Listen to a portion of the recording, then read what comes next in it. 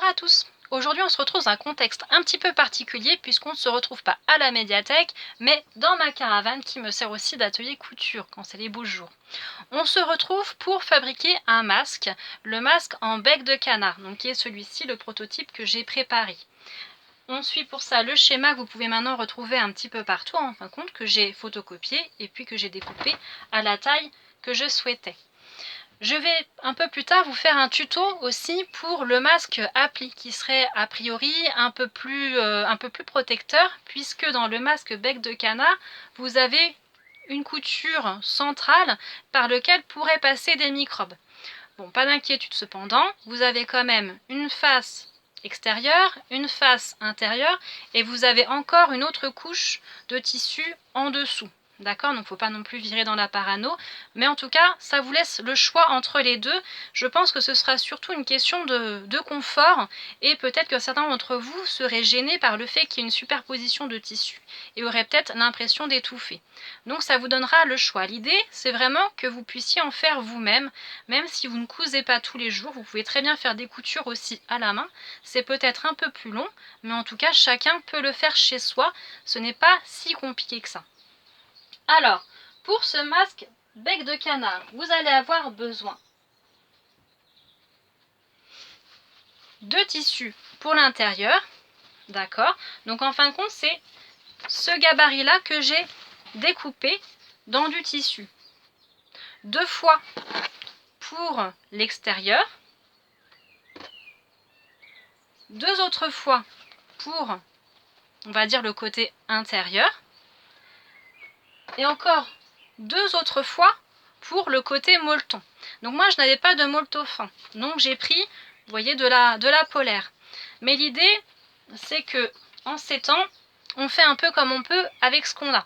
Donc si vous avez aussi du tissu de serviette éponge, ça peut aussi le faire. Il faut bien vous dire que ces masques-là, ça ne remplace pas un masque aux normes, un masque comme un masque chirurgical ou quoi que ce soit. L'idée c'est vraiment de se protéger en accumulant les couches de tissu. L'idée aussi, c'est de prendre du coton, mais vous voyez en maille quand même assez serré, d'accord? Vous voyez, il n'est pas du tout élastique et il est assez, vous voyez, la trame est assez serrée. Vous aurez aussi besoin de petites épingles pour maintenir votre tissu. Vous aurez besoin aussi d'une épingle à nourrice pour faire passer soit vos élastiques si vous en avez dans les lanières, dans les coulisses, ou bien si vous n'avez pas d'élastique tout comme moi, mais parce que je ne l'ai peut-être pas retrouvé, eh bien vous pouvez prendre des lanières de tissu, vous voyez, un peu extensibles. Ça peut être par exemple des vieux t-shirts, ça peut être aussi dans du maillot de bain. Après, il faut aller à la chasse de tous les élastiques qu'on peut trouver. Ça peut être des élastiques de chemise cartonnée, ça peut être dans des vieux pyjamas ou des choses comme ça où vous pouvez récupérer les élastiques. Il ne faut pas hésiter comme ça à essayer d'en trouver. Ou sinon, voilà, soit des petites lanières, vous voyez, qu'on fait dans du tissu élastique. Donc j'en ai retrouvé un autre aussi dans mes affaires. Donc vous voyez, là c'est plus une matière un peu maillot de bain, un petit peu plus élastique. En tout cas, des trucs un peu stretch en fait, vous voyez, vraiment qui peuvent remplacer. Alors, je vous ai épargné l'étape du découpage, puisque c'est assez long, on va dire, et c'est pas très compliqué, c'est pas forcément ça qui nous intéresse. On commence, donc on a coupé à partir de ce gabarit-là. Vous voyez, on nous dit bien qu'il faut quand même laisser 1 cm autour, 1 cm de couture, et là, 2,5 cm à peu près, ça correspond aux côtés, qui vont nous permettre de les replier, ça va nous faire les coulisses. On prend une première face de tissu, on va dire, donc soit à l'endroit, soit à l'envers. Ça, c'est selon les goûts de chacun. J'ai fait exprès de prendre 2 tissus totalement différents. Ça pique un peu les yeux, mais au moins, ça va vous permettre de voir un peu les différences. Donc, on prend ces 2 tissus. Hop, et on va coudre l'arrondi. On les met endroit contre endroit, c'est-à-dire que la face jolie est cachée. Nos yeux ne voient que la face en l'envers, en fin de compte, le côté un peu moins joli. Et on va épingler le tissu.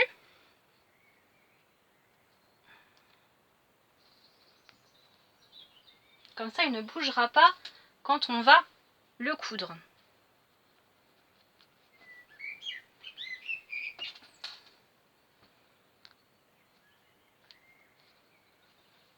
Et c'est parti pour la première couture, donc attention, on ne coupe bien que l'arrondi.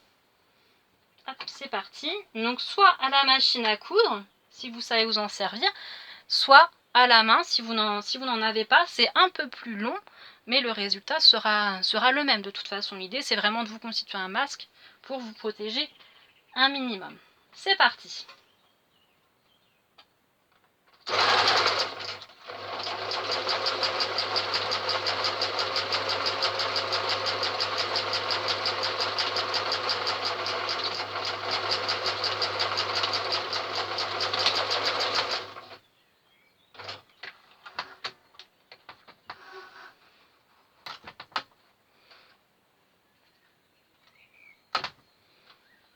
Ah bah décidément.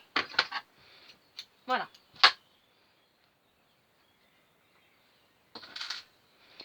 Donc voilà, on a cousu l'arrondi. On n'hésite pas à recouper les petits fils en trop, les petits fils qui dépassent. Sinon après on s'en mêle vite les pinceaux. Voilà. Donc c'est parti pour cette face-là. Hop, vous voyez, une de faite. On fait la même chose avec l'autre. On les assemble endroit contre endroit et on les épingle ensemble.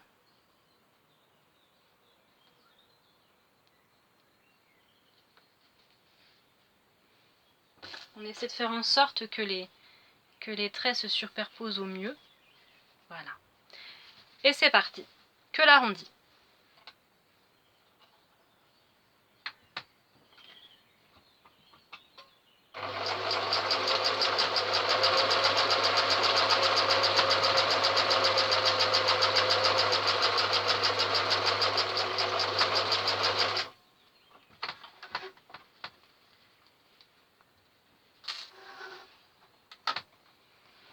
Hop, on redécoupe les petits fils qui dépassent.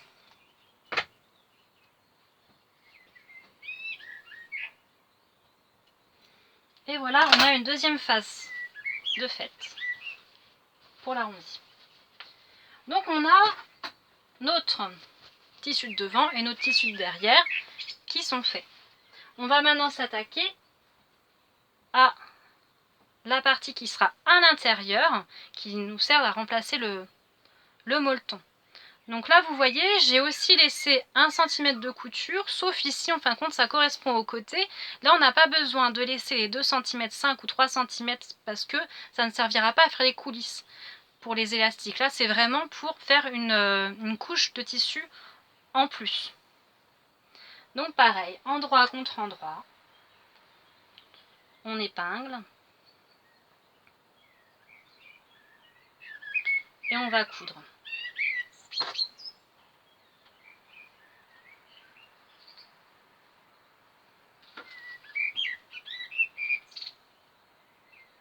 Donc là, j'ai même fait moins d'1 centimètre de marge, comme ça va nous permettre de ne pas avoir trop de couture à l'intérieur, ça va être un peu moins gênant. Donc c'est parti, on y va aussi pour l'arrondi.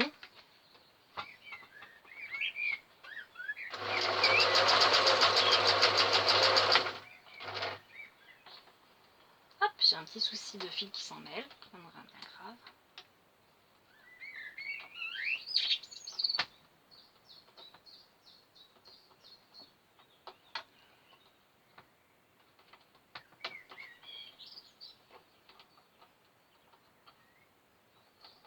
Voilà.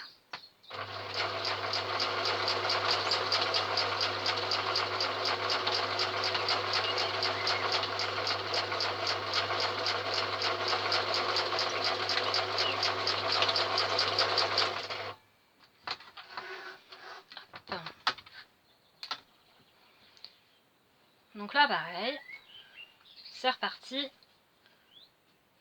Hop, on coupe les fils s'ils sont trop grands, on enlève les épingles. Et on a notre troisième couche de tissu. Hop. Alors, dans le tuto que j'avais regardé, on nous disait de coudre ces deux-là et ensuite de mettre le molleton, puis de faire une surpiqûre. Vous voyez, une surpiqûre, c'est ça.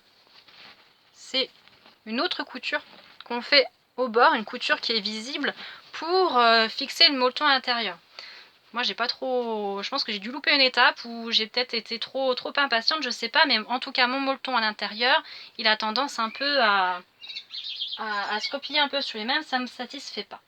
Donc je vais tenter autre chose qui sera peut-être un tout petit peu plus simple, c'est de coudre le molleton sur cette partie-là, d'accord, mais en ne suivant pas le trait ici, mais en étant un tout petit peu plus au-dessus, d'accord, sinon ça va me faire un écart quand je vais vouloir le coudre à l'autre.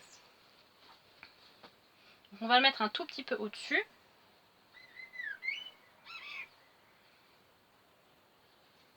Donc endroit contre endroit ou endroit contre envers, là ça c'est pas bien grave, puisque ça c'est du tissu qu'on ne verra pas de toute façon, c'est de la doublure.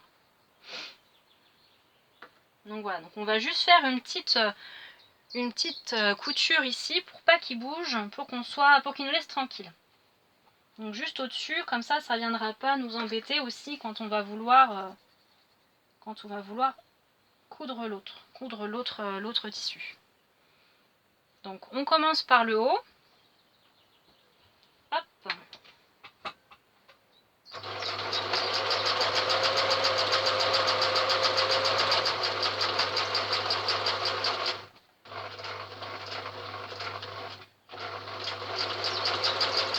On enlève les épingles si elles nous gênent. On repositionne le tissu si on voit que ça va pas.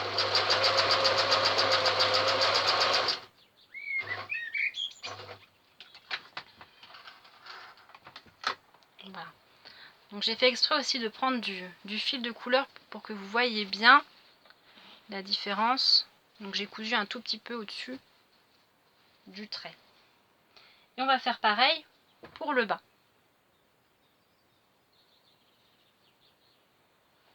On épingle, comme ça on est tranquille. Le tissu bouge plus.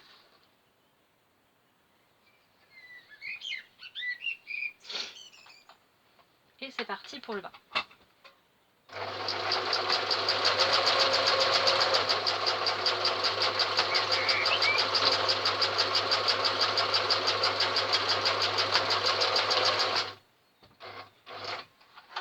Donc là c'est pas grave si vous ne cousez pas droit. C'est juste pour le fixer, c'est pas quelque chose qui se verra. Donc pas d'inquiétude là-dessus. Et donc ensuite on a ces deux tissus. Là par contre on fait attention, endroit contre endroit. D'accord? Donc la face jolie, il ne faut plus qu'on la voie.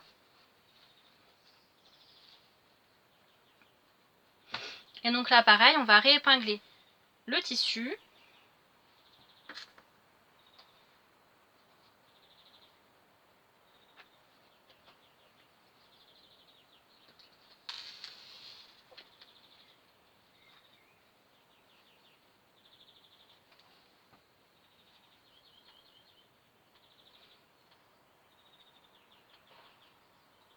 On va faire attention à ce que les deux coutures d'extérieur, la couture centrale plutôt, se rejoignent. Ça c'est plus une question d'esthétique en fait.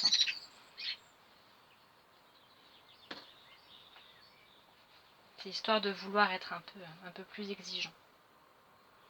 Hop.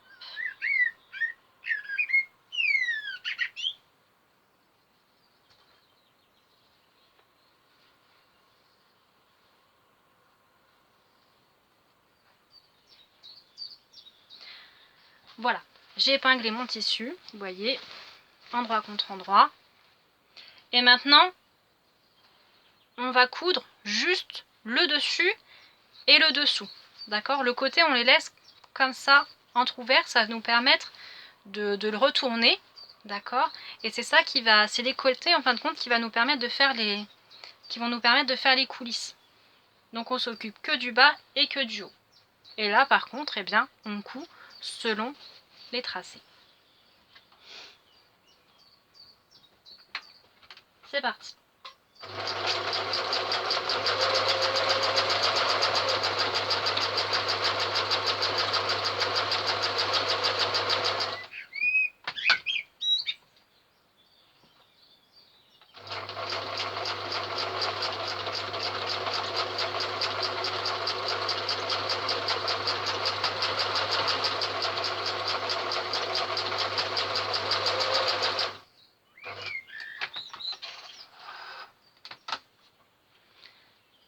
haut c'est fait, on va pouvoir s'attaquer au bas.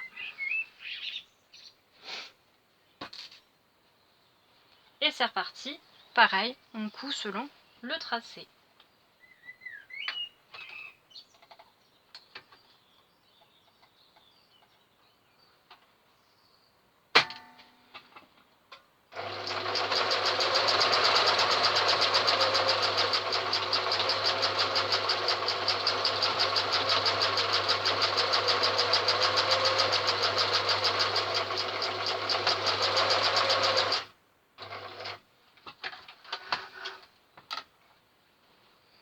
On enlève les épingles, pareil, on enlève les petits fils en trop s'ils sont beaucoup trop longs.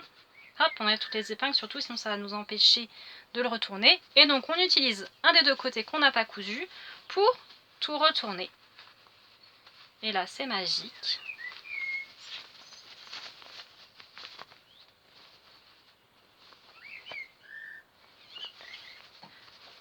On a notre masque qui commence à prendre forme.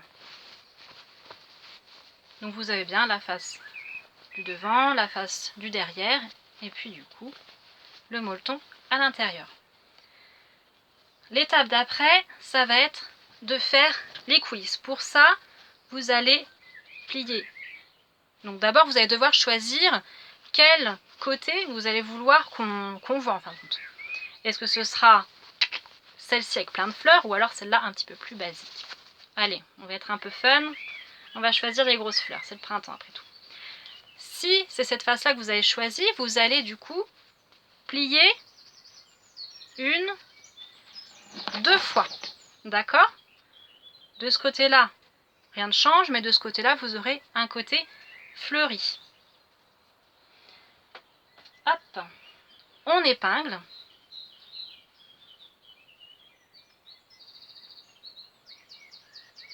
Donc forcément, plus votre élastique sera gros, plus il faudra rajouter de coulisses.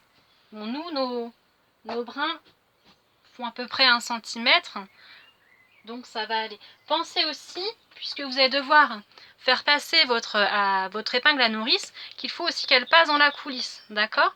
Donc soit vous prenez de l'aise et vous faites des coulisses assez larges, soit vous faites attention à la taille de votre épingle à nourrice. Donc j'épingle.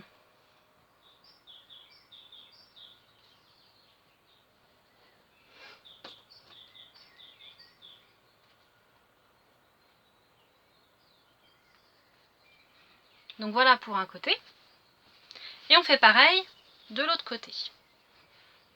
Donc on plie une fois, deux fois. Hop, je vais juste couper des petits fils qui m'embêtent encore. Voilà. Donc une fois, deux fois. Et voilà, donc là le même principe. Ici on ne voit rien, mais ici on a un petit peu de fleurs rouges qui dépassent. On épingle, comme ça, ça maintient le tout, on est tranquille. Et c'est parti, on va coudre cette partie ici, d'accord, pour fermer finalement ce tube, cette coulisse. Alors c'est parti.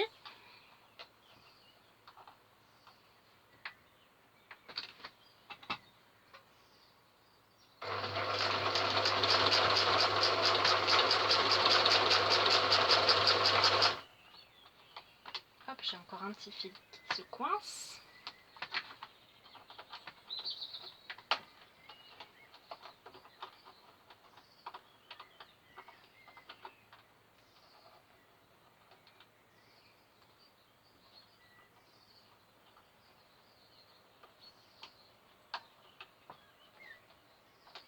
Voilà.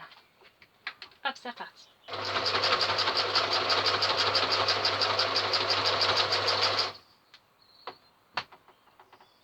On enlève les épingles si elles nous gênent.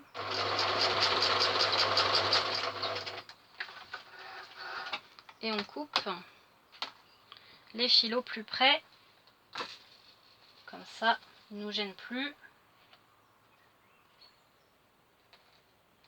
Et ce sera un peu plus esthétique.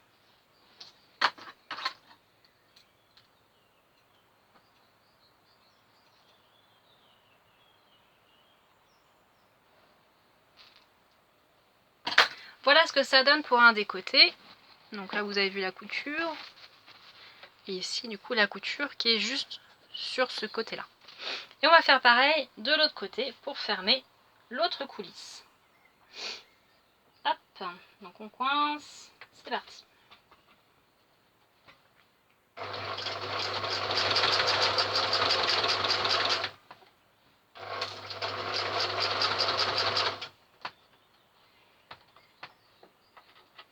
Hop, toujours le même souci. Le petit fil qui se coince dans le pied.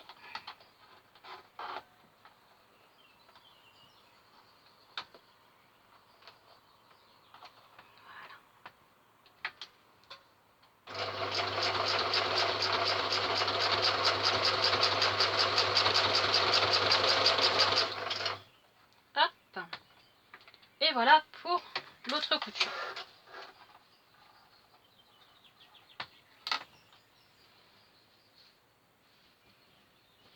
Donc même principe. On coupe les fils qui dépassent. Voilà où on en est maintenant. On a nos deux coulisses et on a notre masque donc qui prend sa forme de bec de canard. Ensuite, vous allez prendre, donc soit si vous avez des élastiques, et bien vous prenez vos élastiques. Si vous n'en avez pas, comme je vous disais, vous pouvez très bien utiliser un système D, mais surtout, ne pas prendre des collants, comme certains pouvaient le conseiller, puisque une fois votre masque porté, il faudra le laver à au moins 60 degrés. Et le collant, ça ne va pas supporter cette température. Donc c'est pour ça qu'il faut que vous fassiez attention à ce que vous utilisez. Parce que il va bien falloir les laver ces masques. Alors, vous prenez donc soit votre élastique, soit votre petit ruban. Et là, vous allez hop, l'épingler comme ça. Voilà, comme ça, c'est votre épingle à nourrice qui va guider le ruban et ça va vous permettre de savoir où est-ce que vous en êtes. Hop, on le met dans la coulisse et on le fait passer. Voilà pour ce côté-là. Hop. Et pour l'autre, vous faites pareil. Vous le mettez dans votre épingle à nourrice et dans votre coulisse. Ça rime en plus. Hop, et c'est parti. Donc ça va vraiment grandement vous aider pour faire passer soit votre élastique, soit votre brin de ruban. Sinon c'est un peu plus galère. Voilà. Alors je l'ai fait avec des rubans sur les côtés. Mais vous pouvez aussi faire passer un long ruban, un long élastique ici pour le refaire passer ici. Comme ça, ça va vous faire finalement deux attaches, mais à l'horizontale. Ça va vous permettre de l'enfiler et donc de ne pas avoir derrière les oreilles. Sauf que avec soit du ruban ou même du ruban un peu élastique, comme ça, c'est un peu moins pratique puisque c'est un peu moins élastique du coup. Donc pour être plus à l'aise, je pense qu'il vaut mieux le faire comme ça quand on n'a pas d'élastique. Comme ça, ça vous permet après de vraiment le mettre à votre taille. Hop, et ensuite, une fois que vous avez fait les petits nœuds, et bien soit vous les cachez derrière les oreilles, soit vous pouvez faire coulisser pour que le nœud aille à l'intérieur. Ça, c'est le must, on va dire. Soit vraiment un peu caché pour pas qu'on les voit, mais de sorte à ce que le nœud vous irrite pas derrière l'oreille, puisque c'est ça qui pourrait arriver. Autre chose importante, une fois que vous avez fait ce masque, vous avez vu, on l'a quand même pas mal tripoté.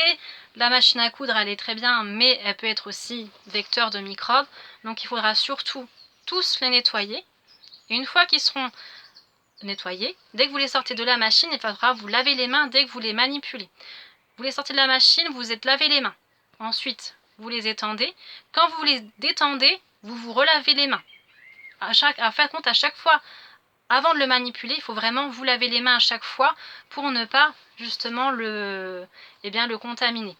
Quand vous allez le mettre, pareil, vous vous lavez les mains, puis vous le mettez. Et une fois que vous le mettez, vous ne le touchez plus. Donc c'est pour ça qu'il faut bien régler dès que vous le mettez, parce qu'après, il ne faut surtout pas y toucher, parce que dès que vous allez faire vos courses ou quoi que ce soit, si vous touchez n'importe quelle surface et qu'après vous retouchez le masque, eh bien vous prenez des risques pour vous contaminer, alors que vous avez pris toutes les précautions avant l'usage. Ce serait quand même dommage.